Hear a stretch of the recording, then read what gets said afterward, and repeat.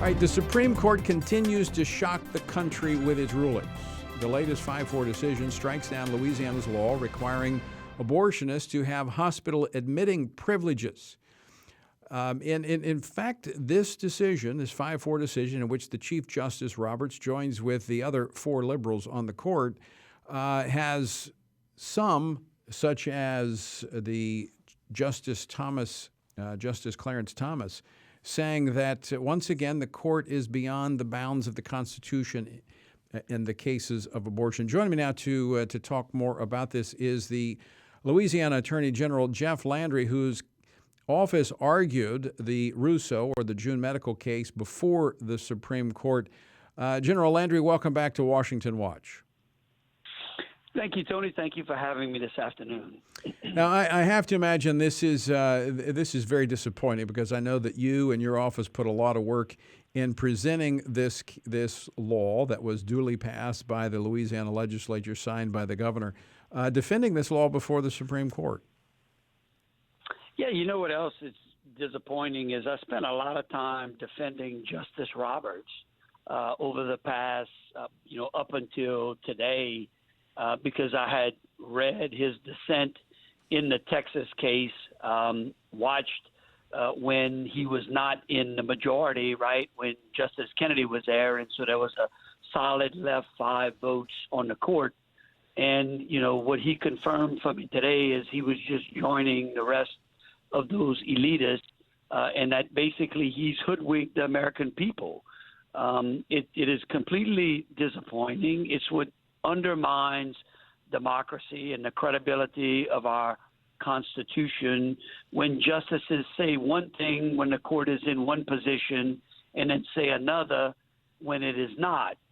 And that's exactly what happened today.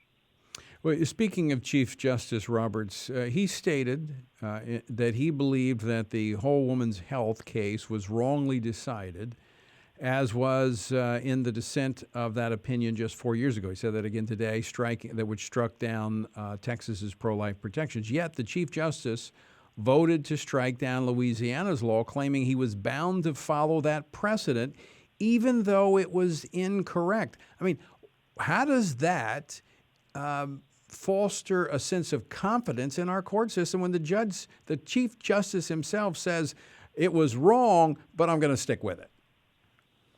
Well, what's hypocritical about that statement is that if he would be consistent in upholding stare decisis throughout just this term, then maybe there would be some credibility to what the justice said.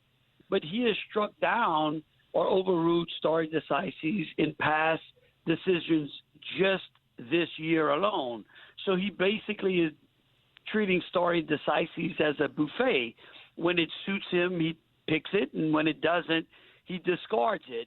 And so that's the problem, Tony, is that these judges don't have or are really not being consistent.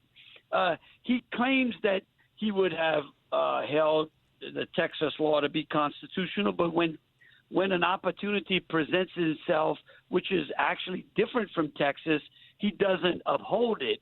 And he hides behind stare decisis. That's just not. It's unfortunate, and it's disingenuous. Is what the chief is being. He's being disingenuous, and unfortunately, I mean, the only path I see forward is to be able to reelect the president and hope that we get another pick. I mean, other than that, the court is just going to remain in this 5-4 pattern until such time.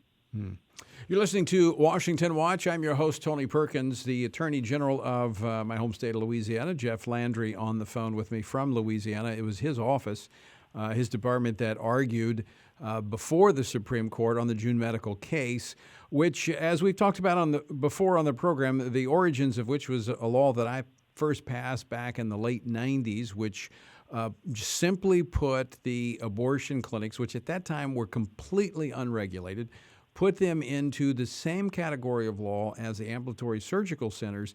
And Attorney General Landry, this is, I guess, one encouraging thing I saw in this case with Justice Gorsuch returning back to the to the side of common sense after last week's decision in the Bostock case.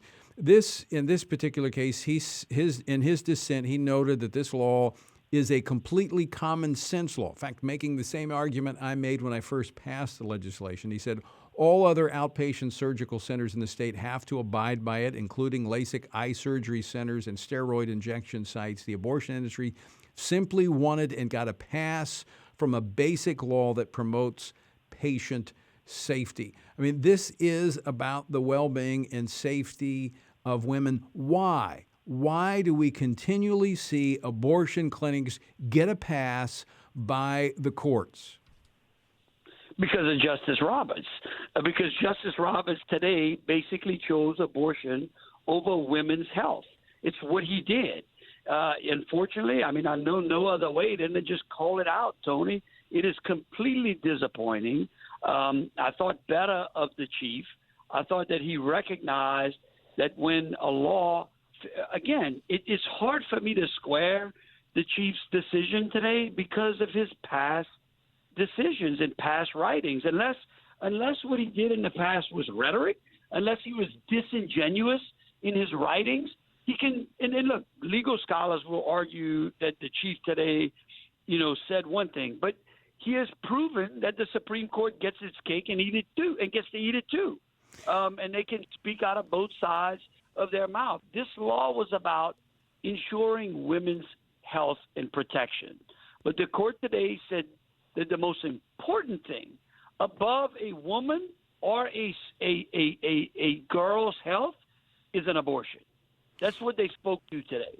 That is just, there's no way you can dissect that into anything other than exactly that particular statement. You break it down by saying that abortion supersedes the health of any woman or girl. Well, Justice Thomas kind of brings that out in his dissent where he says, because we lack jurisdiction and our abortion jurisprudence finds no basis in the Constitution, I respectfully dissent. I mean, you go back and this whole thing is made up. It's made up, and it was found in the shadows of the Constitution, and they continue to play make-believe. But it's not surprising. They did it last week when it came to the issue of gender. And I think this fosters a lack of respect because they're showing a lack of respect for the Constitution, and I think it aids the lawlessness that we see spreading across the country. Oh, there's no doubt. When you don't respect life, you don't respect law. And when your government when the plain writing of your laws are really not anything but whatever comes out of a judge's mouth, then the entire system is based upon subjectivity rather than objective law. And so again, it goes to show you the politics of the court, which is disappointing. The chief is playing politics. I watched him play politics in 2012 under the ACA or the Obamacare ruling that he made, where he reached way deep down in order to find some nuance to basically strike a decision that he felt was in the best interest of the country. That's not his job. His job as a judge is to judge the law and the facts. And when you go on record and say the law says X, and then you come back some 4 years later and say, well, the law says X, but I'm going to let Y stand. It lacks credibility. It's dangerous in my view. It lacks judicial temperament is what it also does. It lacks complete judicial temperance, which I would have expected better of Justice Roberts. And just disappointing. Judicial integrity. Let me ask you this final question, General Landry. Many have seen Roberts moving into the position of being the swing vote of Kennedy. Is he that swing vote that goes back and forth, or is it clear now that he's joined the ranks of the liberals? Well, I can tell you, if you want to do away with that, we can go and work real hard to ensure that the president gets reelected. And if we firmly put another conservative on the court, we will deleverage the chief. I think he just likes to play the politics of the court, and that's disappointing. Fair point, and I think you're absolutely correct.